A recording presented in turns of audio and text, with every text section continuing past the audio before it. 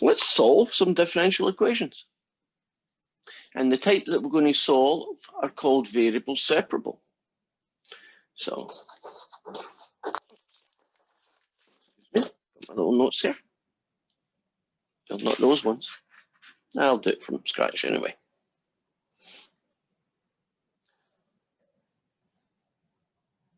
A differential equation is called variable separable.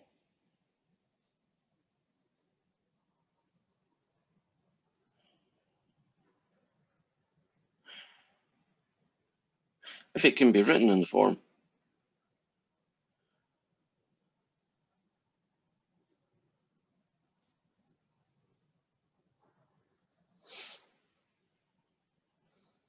dy by dx f of x over g of y. So if you can write a first derivative, dy by dx, and you can write it as a fraction, where everything on the top has x's and everything on the bottom has y's, we call that differential equation variable separable.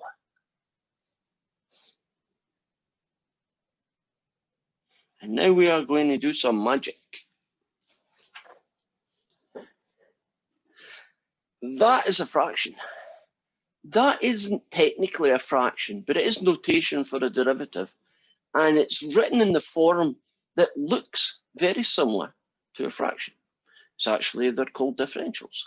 Now, if I do a little crossover, you know, the crossover that we do, we u subs and so on, I can rewrite this as the integral of g of y dy is the integral of f of x dx. Do you see now that we have where integrals come in? They're kind of cool. Like a little cross multiply thing. Now, if you integrate this guy, you probably call him capital G of y. You integrate this guy, we'll call him capital F of x plus c. There's your solution. In fact, it's your general solution. And that's because of the plus c. G of y is the antiderivative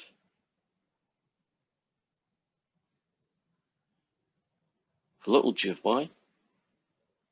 Capital F of x, that's the antiderivative for little f of x.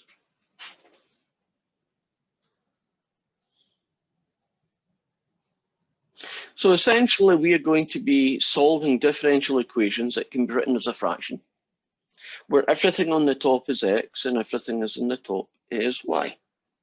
So that gives us a little list of things that we need to do. So here's our shopping list. Step 1.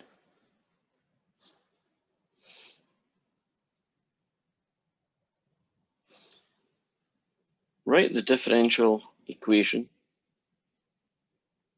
in the form dy by dx equals f of x. Do you have internet access? Yes. You know? It says I'm connected to your thing, but it says I have no internet access. Sorry, Celeste, I'm good. When you do the usual switch off and switch on. Well, since I'm talking to you, we do have internet access. My wife's in the office next door. Seems to have problems. Well, you do that. Step 2.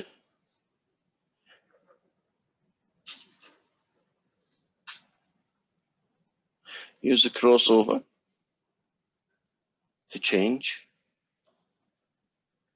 your differential equation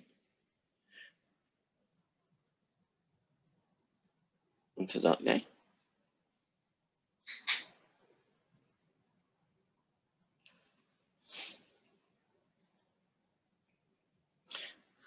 Plant here. Solve. Right, now there's a little bit of a hiccup in solve. If it's possible,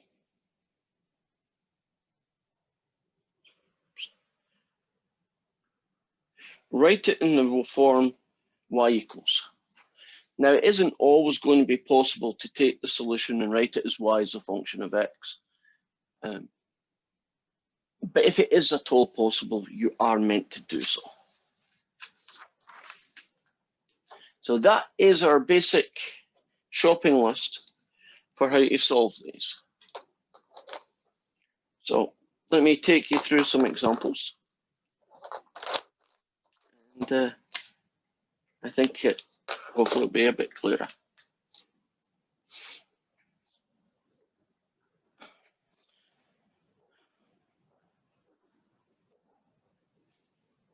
I'm going to start off with a very simple example where you don't need to do too many things.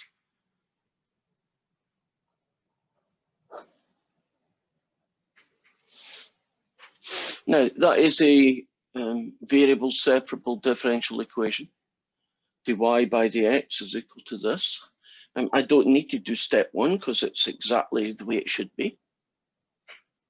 So when I do my little crossover thing,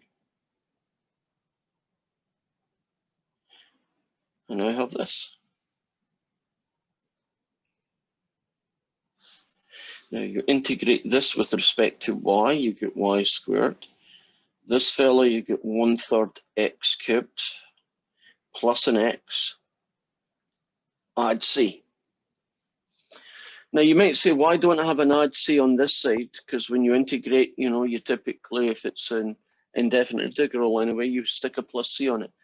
And the argument goes something like this. C is an unknown constant. If there was another unknown constant over here, couldn't I bring it over here and combine them together to have one single unknown constant? So the plus C covers both sides, essentially. Now, if it is possible, write it as y equals. In this case, we'll assume that the answer is positive.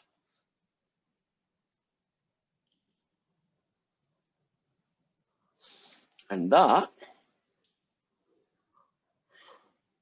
is the general solution to our differential equation. So any equation that has this format, like 1/3 x cubed plus x plus 22, will solve this differential equation. And you could even check it if you wanted to.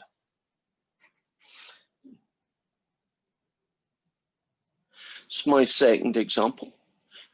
This one actually is like question 1 in the homework. And superficially, it looks quite nice.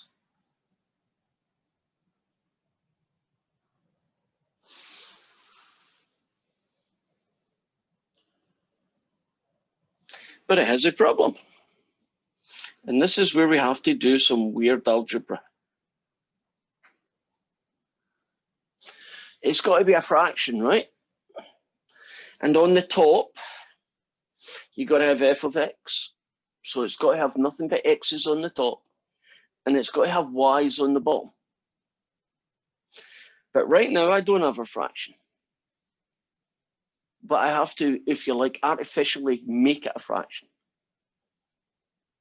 What do you think is going to go on the top?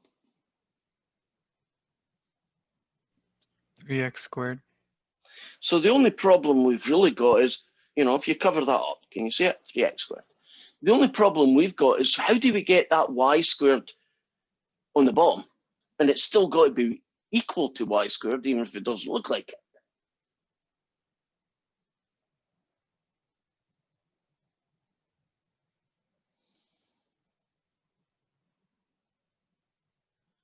Any thoughts? The y to the negative second power. Yeah, it's essentially how you do it. Now, it's a little bit unusual, isn't it, to take something that looks really pretty and make it ugly. But you got to do it to get them separated, right? Now, once we get that, we can do our crossover.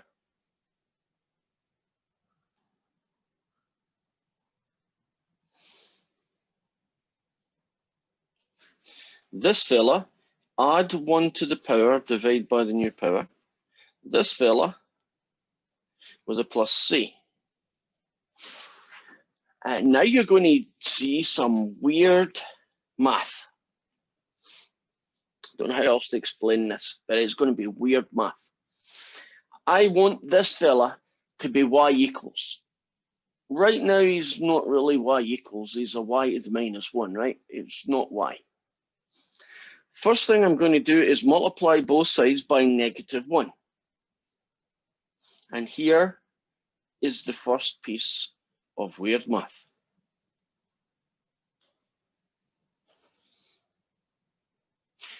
That is not a mistake. Wouldn't you think I should have said minus c here? Right? But plus c is not really fixed in space. Plus c is really just an unknown number. If you stick a negative in front of an unknown number, isn't it still different but unknown? So why don't we just call it plus c? And that's the typical convention. Are you okay with that kind of weird math? The plus c is plus whether you double it, right? So suppose I had 2 here and I halved it. Right, suppose that said 2 of these. I'd have a half x cubed plus c.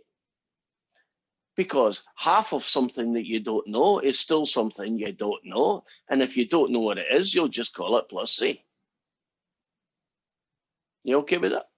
Now, if I write this guy as that fella, it might give you an idea what we're going to do next.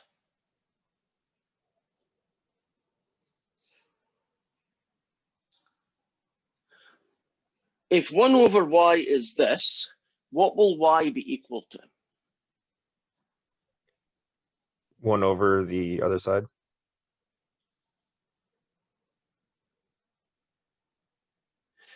Or if you're me and it bugs you, couldn't you write it that way around as well?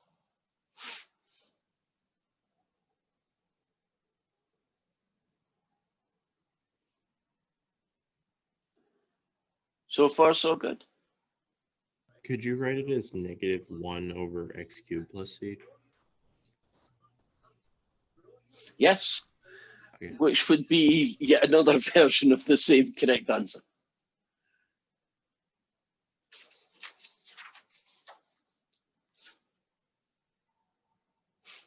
Have we go with this so far? Make it look like this.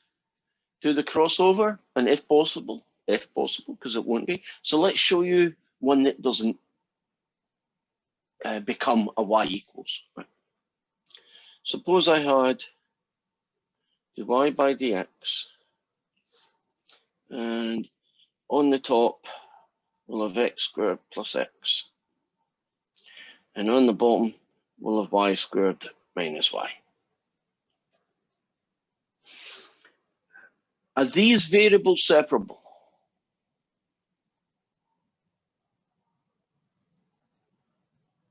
Agreed. And all the x's on the top and all the y's on the bottom. Right, that's what variable separable looks like. So when we do the crossover,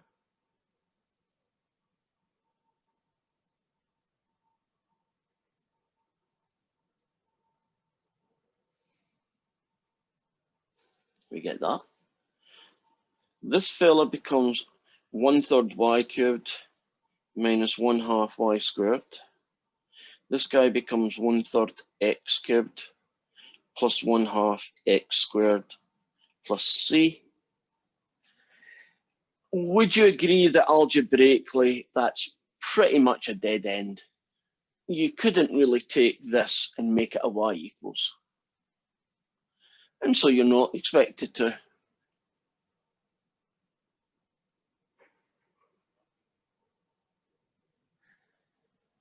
You just leave it like that.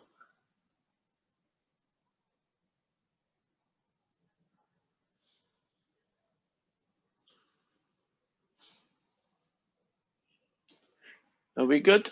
Any questions?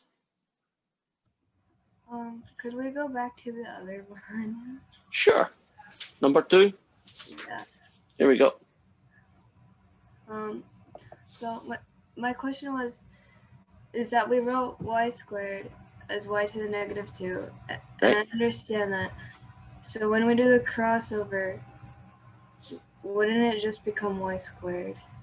No, yeah, I see what you're thinking. No, what happens in the crossover is that you just merge those two things together. So nothing happens to them. For instance, doesn't the 3x squared still stay as 3x squared? You didn't No. want to change it.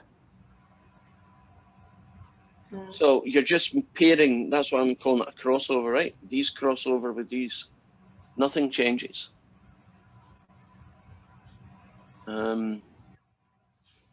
Okay. Apart from, trust me, I'm a mathematician, I'm not quite sure what else to say here. When you do the crossover, nothing changes, right? Whatever it stays whatever it is, right? Now, you may take this and turn it into that. That is a distinct change, right?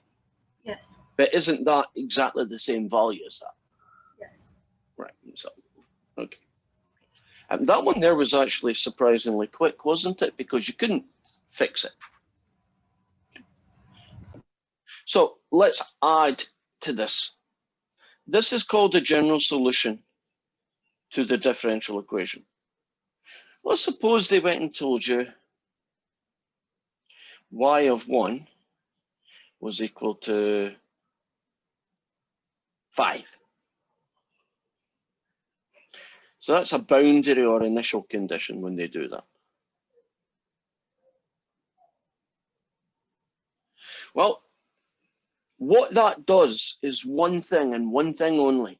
Doesn't this piece of information allow us to find C? That's its only job, really. And when we know what number C is, won't this equation now be called a particular solution to the differential equation, right? There are no more plus C's. So that's basically x is 1 and y is 5.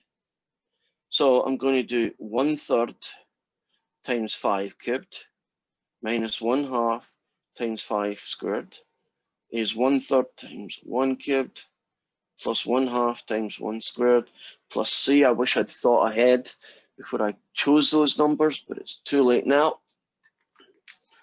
So I'm going to get the calculator to do all the heavy lifting for me. So we got 125, so 125 thirds, take away 25 halves, and then hit the math button number 1. And the first side, that's the left side, is 175 sixths.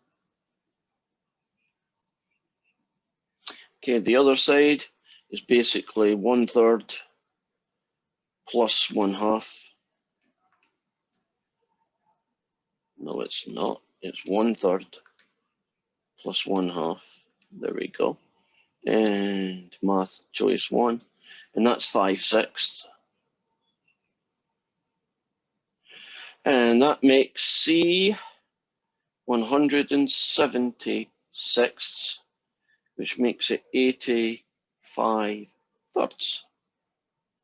And so we now have 1/3 y cubed, take away 1/2 y squared, is 1/3 x cubed plus 1/2 x squared plus 85 thirds. And that is our solution. And that's called a particular solution to the differential equation. Looking good?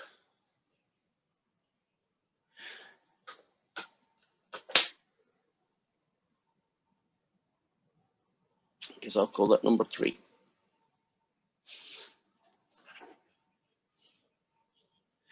Are you a little bit more comfortable about the crossover thing, Emma? You're just going to trust me? Okay, that'll work. I'll keep that there. Okay, let's scroll down, see what we got here. Okay, this is a version of question 3. And they're calling it y dashed plus 3x e to the y equals 0. Well, a couple of things. I do not like y dashed because in this method, isn't it much better to call it dy by dx or whatever the variable is? Secondly, everything's equal to 0 is not what I want. So if I subtract this from both sides, do you see it's closer to the variable separable form that I need? Closer, but not there yet.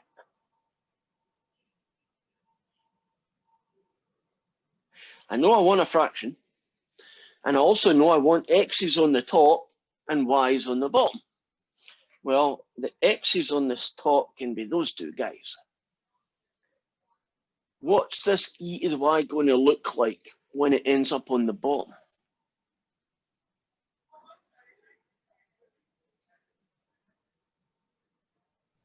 E to negative y.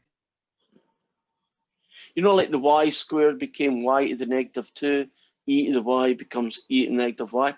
Now, when we do the crossover,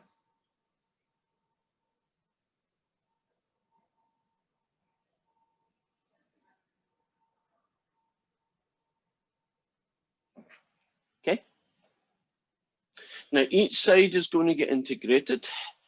If you integrate e to the negative y, you don't just get e to the negative y. Don't you get something else? Right, what's the extra little piece that I put here? Negative.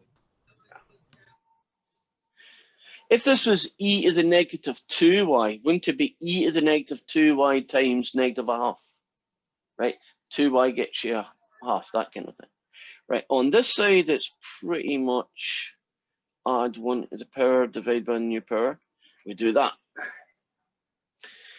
Now, this might not look it, but this guy can be turned into a y equals. So you might say, how do I know when you can and when you can't?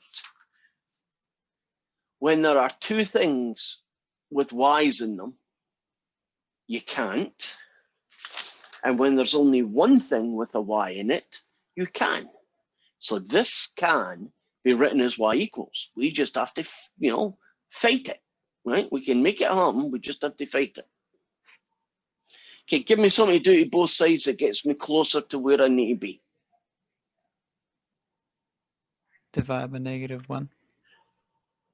Or for the purists amongst us, multiply by negative 1, which does the exact same thing. What am I going to call the plus c now? Plus c. Yeah.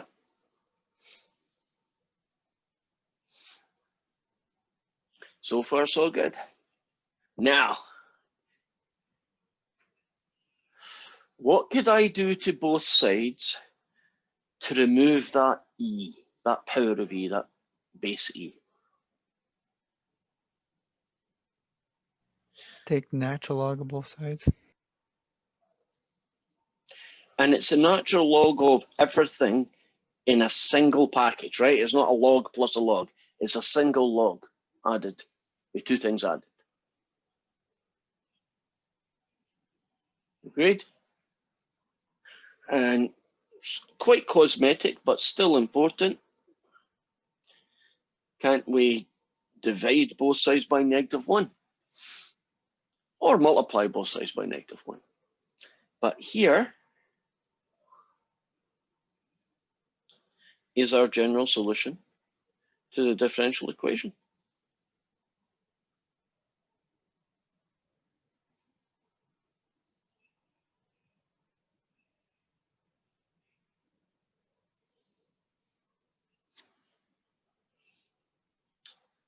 Are we cool with that one?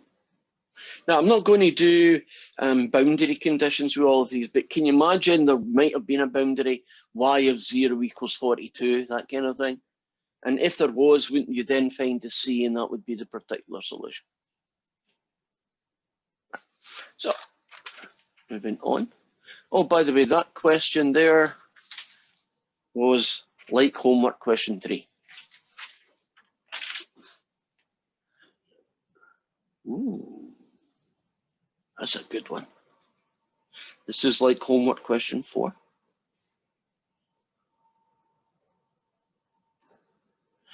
Couple of things to make this a little bit different. It's not y and x, it's now u and t. It has a nice fraction to it.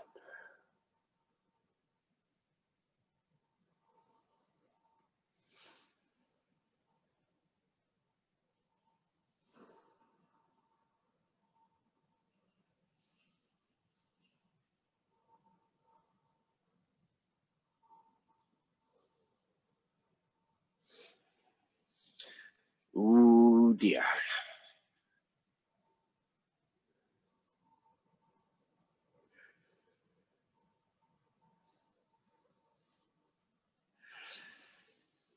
It's not separated, is it? Look at that. Yuck. We got to fix it. Any suggestions? Just focus on the bottom for a minute. Anything I could do on the bottom?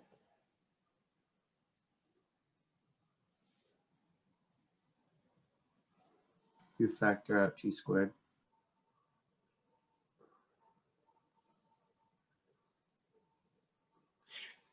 Now here's a sneaky trick.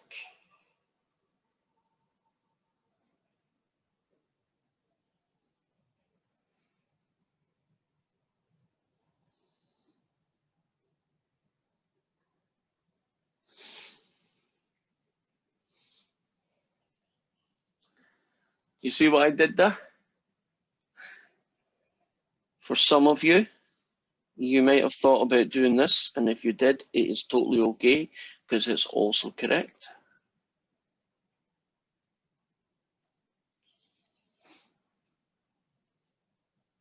Do you know that things in the top, when they come on the bottom, their powers get negatized? There's a word that doesn't exist, becomes negative, right? Won't guys in the bottom, if you move them to the top, doesn't that same algebra trick work? Right. Now, whatever one of those two you use, it's not going to matter because it's going to be correct. I can now do the crossover. And on this side, we get them.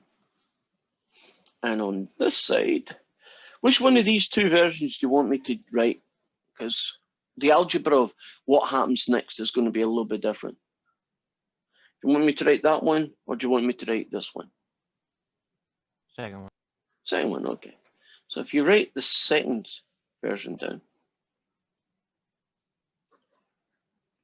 you got a little bit extra work. What you need to do is distribute. That makes sense? Just multiply each term by t to the negative 2 to get this. So we can use the power rule. On this side, it's all ready to become a power rule.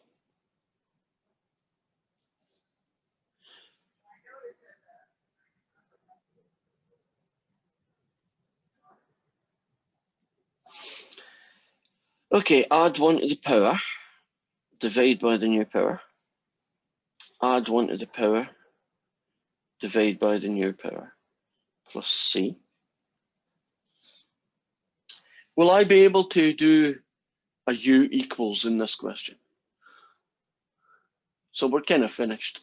Now, I don't know how pernickety WebAssign is going to be.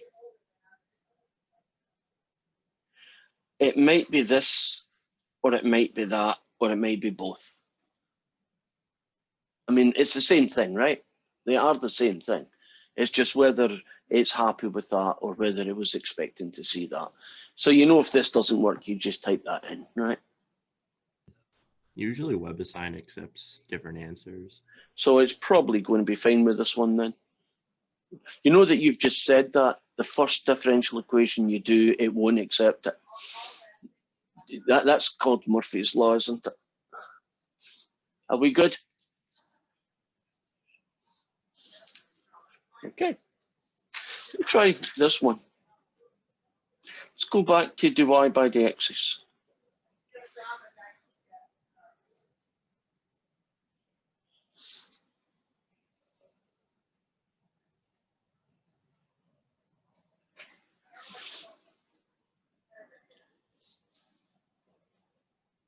You think about it for a few seconds.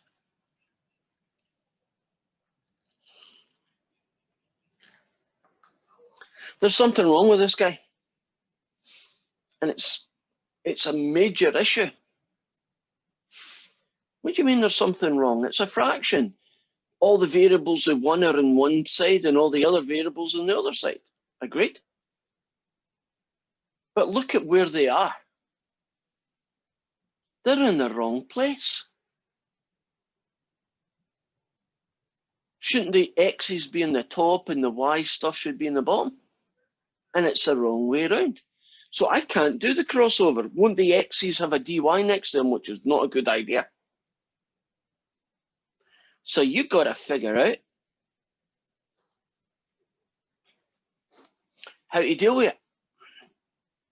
Okay, we'll deal with each one separately. E to the 2y on the top, won't that just turn into e to the negative 2y on the bottom?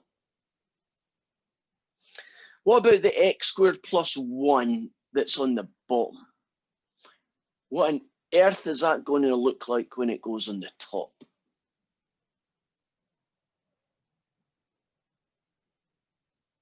That's a thinker, isn't it? X squared plus 1 to the negative 1. Now, technically speaking, that is correct. But that's not a very nice guy to integrate, would you agree?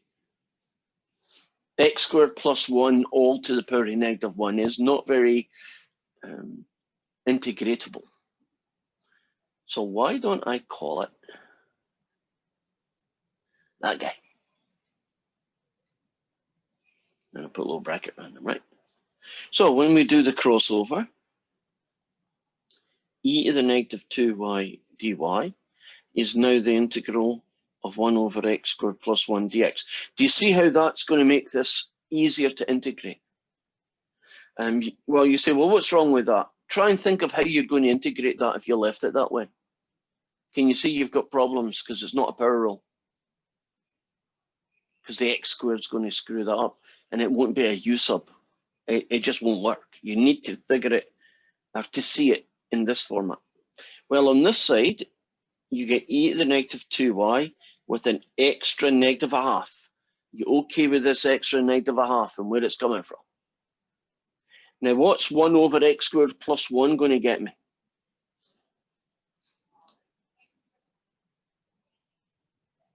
It's a standard integral. Inverse tangent. Yeah. You thought you'd seen the loss of that, right? But there it is. What's going to happen, right, is inverse tan plus c. That's good. Can this question be rewritten as a y equals? Yeah. Yeah. How do we know? There's only one term y.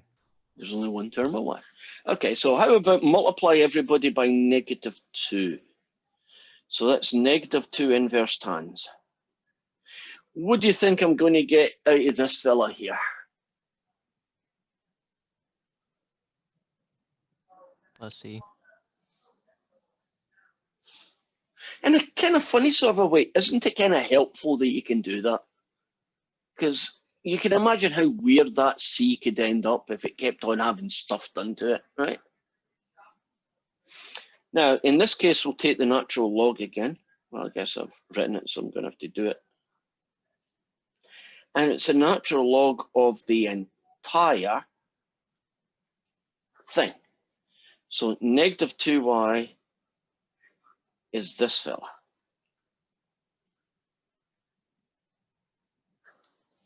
And that makes y, well, basically negative a half, the natural log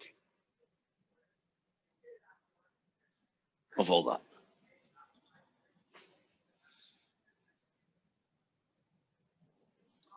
Okay. Let's do, that's the general solution. Let's suppose I tell you y of 0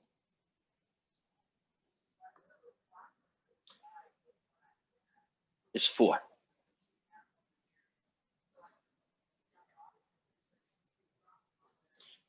So we should be able to use that to get the plus c, and therefore we should be able to get our particular solution. Now that means x is 0 and y is 4. Right, so I'm putting a 4 here. It's -1/2 the natural log of, oh, let's speed it up a bit. Isn't the tan of 0 just 0? So all you get here is c. And so that's -8 is the natural log of c.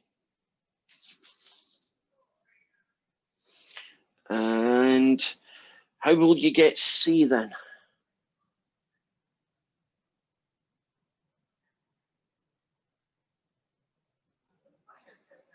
How do we get c?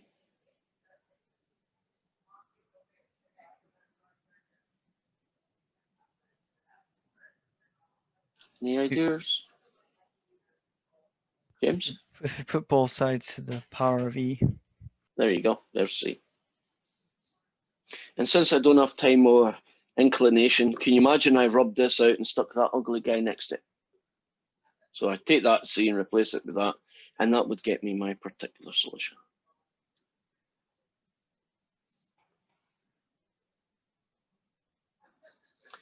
Are you beginning to get a feel for what these things look like, how you approach variable separable? There can sometimes, anyway, there can be a fair amount of algebra, right, just to make it, work. How about this one? This one I'm only going to set up, and I'm not going to actually do the question.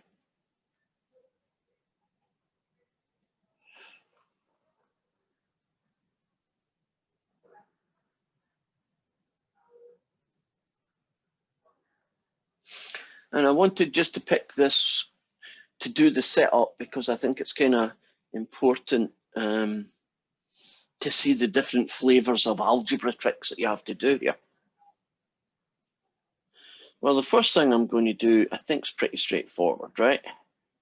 Don't we have to get the dz by dt on its own? And then it gets a little bit weird. That thing has to be made into a fraction. That thing has to be a fraction that only has t's on the top and z's on the bottom. But to be able to do that, you have to understand that this is the same thing as that. Agreed? And if you look at it from that perspective, it's a little bit easier to see what happens to that guy. Right now, he's on the top. We need him to be on the bottom, don't we? So what does he become on the bottom?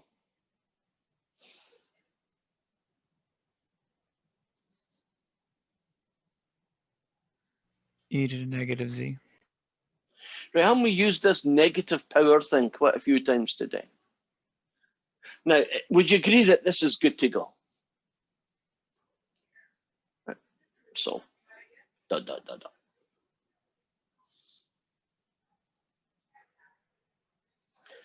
How about this fella? Again, I'm only going to set this fella up.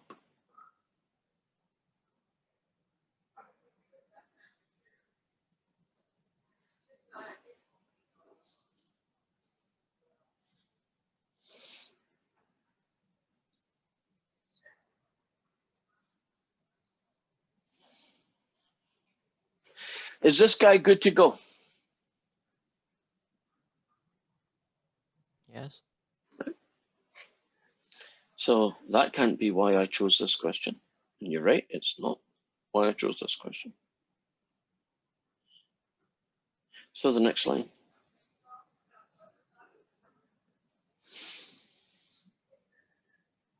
Let's integrate it.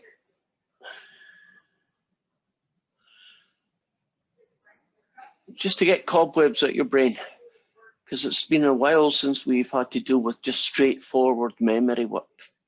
What is the antiderivative of secant squared? Tangent. Yeah. Would you agree that this question can be turned into a u equals pretty easily? And then you could plug these in. I guess this would be t is 0 when u is 6, right? And that would allow you to get the plus c.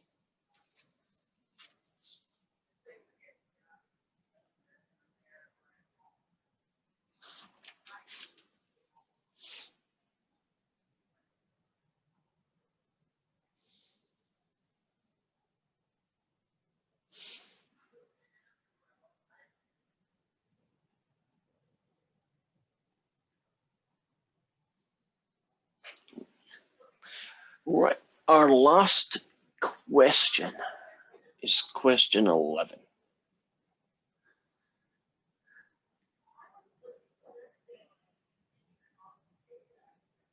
Oops, let me write that again. This is going to be the worst one, in my opinion, in the whole group. So dp by dt is k m take away p.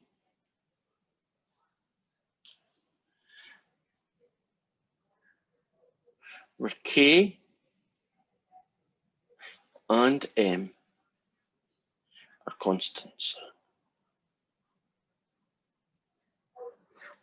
So I want you to think of this as 3 times 42 take away p, right? So that's the first idiosyncrasy. This question has letters of the alphabet that are constants. The only variables in town are p and t.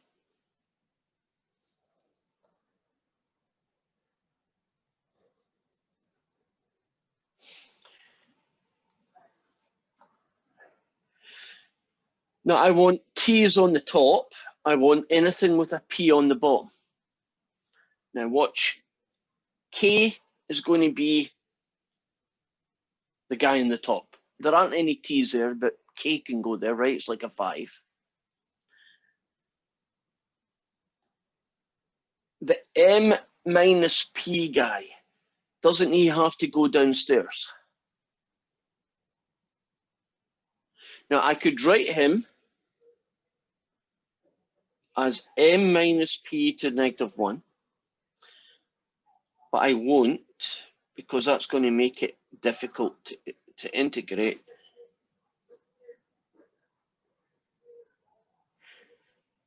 Are you okay with me calling them 1 over m minus p?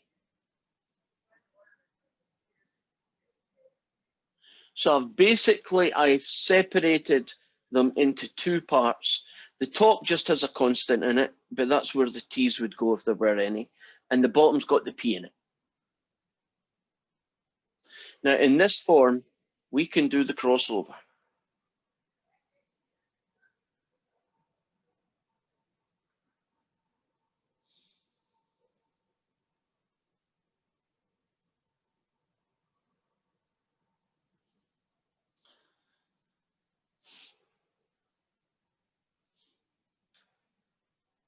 Cool with that line?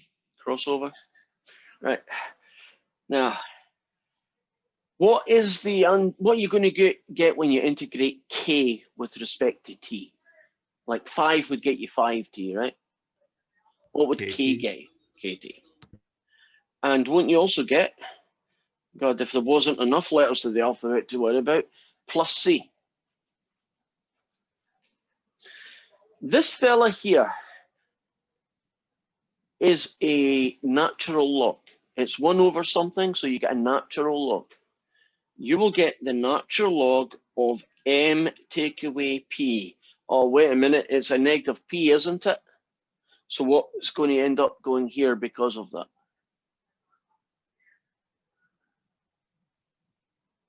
A negative. Negative. There is only 1 p on the left-hand side. That means this thing, right, can be written down as p equals. So here goes. What should I do to both sides first?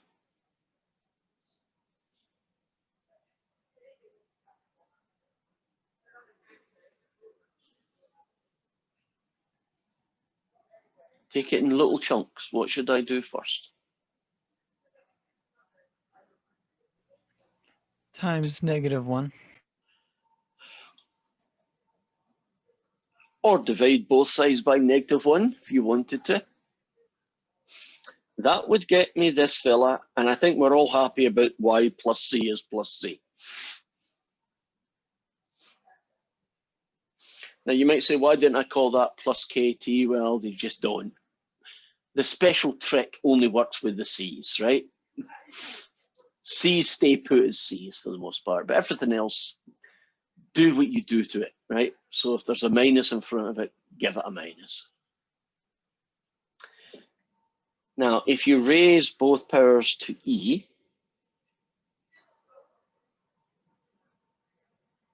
we get that.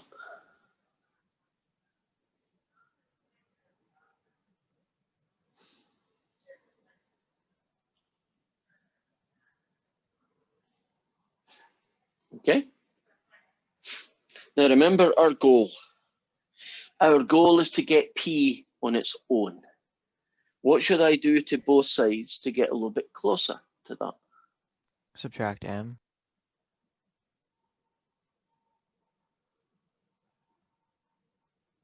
Not quite sure. Maybe brackets help. That whole thing is e to the power of. It's kind of hard to tell, but it is.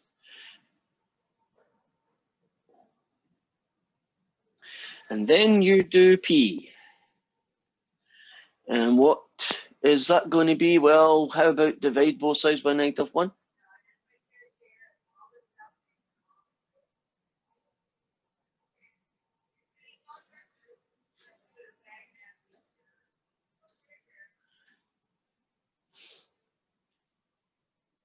So far, so good. Now, if the question had been to find the general solution, we are finished. But, oops, wrong letters.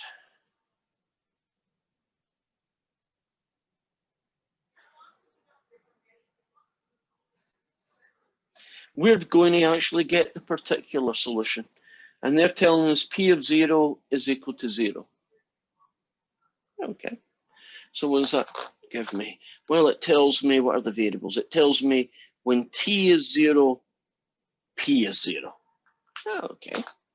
So 0 goes here. Negative e, negative that's just 0, and 0 plus c is c, plus m.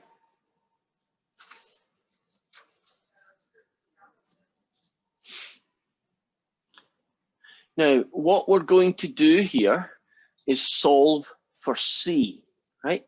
We want to know what capital big C is. And it might look like you can't do much here, but if you work at it, you can.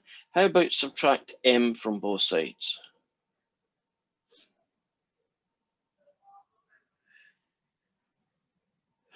What could I do to both sides next?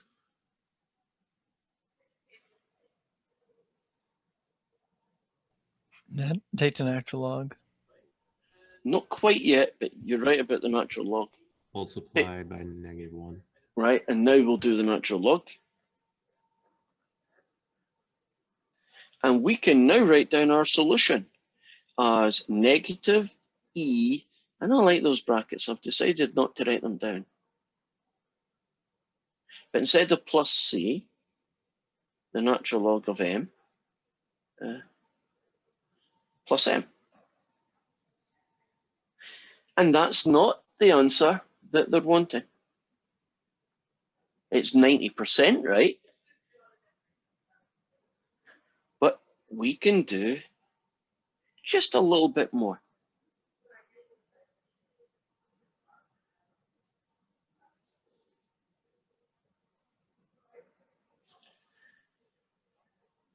I can write it like that. Remember, e to the power is the same thing as multiplying them. What does e to the natural log of m become? M. And the reason that they're doing that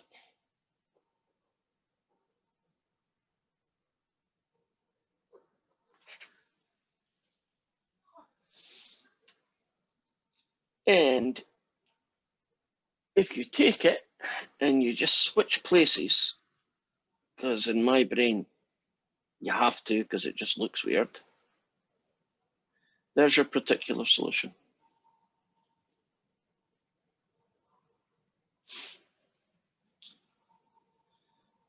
Although you don't know it, do you know this guy here is the formula for the logistic growth model?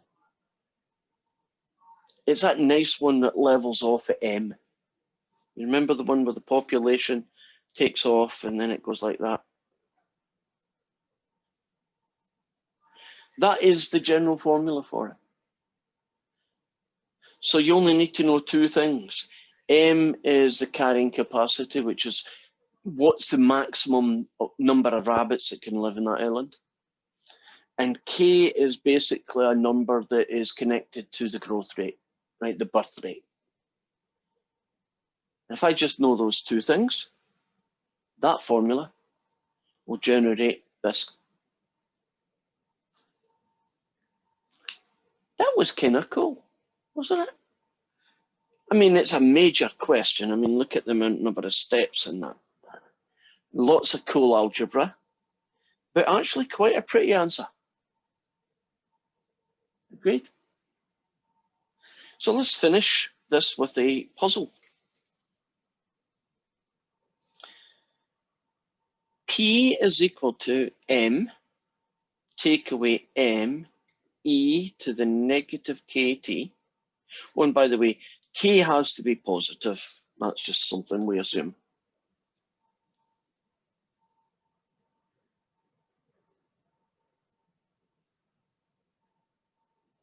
What's going to happen to that expression when t becomes infinitely large?